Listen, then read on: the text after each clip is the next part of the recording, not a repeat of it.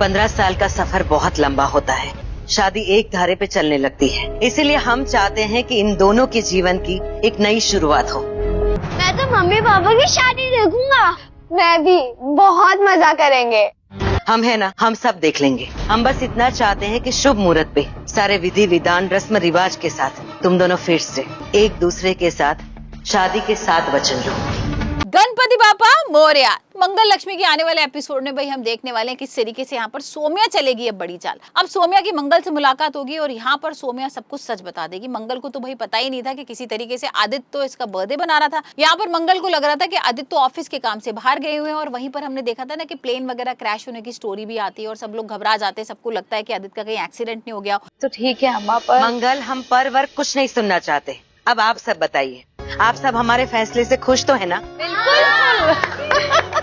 दीदी चलिए सबको मिठाई खिलाएं। और क्या, बिल्कुल। बड़े दिनों बाद इतना अच्छा दिन आया है भगवान। इतनी बड़ी खुशी की बात सुनकर भी आपके चेहरे पे ये उदासी क्यों है? नहीं, मुस्कुरा तो रही हूँ दीदी, लेकिन इस मुस्कान के पीछे कुछ तो कमी लग रही है मुझे। सब ठीक है ना?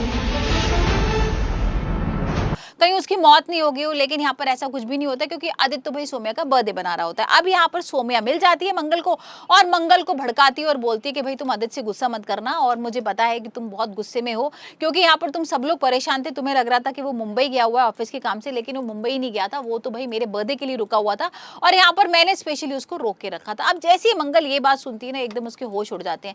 यहाँ सोम्या को लग रहा था कि मंगल भाई इसके अगेंस्ट हो जाएगी, आदित्य के गुस्सा वगैरह करेगी, लेकिन मंगल तो बहुत कूल थी, बहुत काम थी, उसको तो कोई फर्क ही नहीं पड़ रहा था।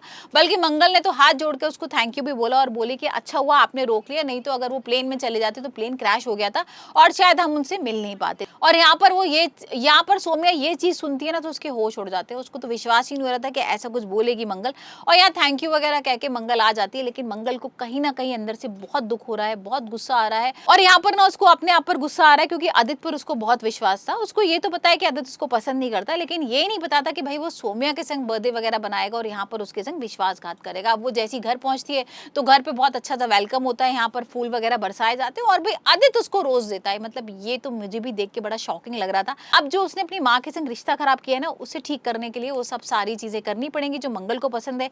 तो यहाँ पर मंगल को वो रोज वगैरह देता है, लेकिन मंगल को कहीं ना कहीं अंदर से लग रहा है कि इन्होंने धोखा दिया। और यहाँ मंगल बोल भी देती है आदित्य से कि भाई आपने ऐसा क्यों किया, आप बर्थडे बनाने क्यों चले गए सोम्या का और आपने झूठ बोल के गए।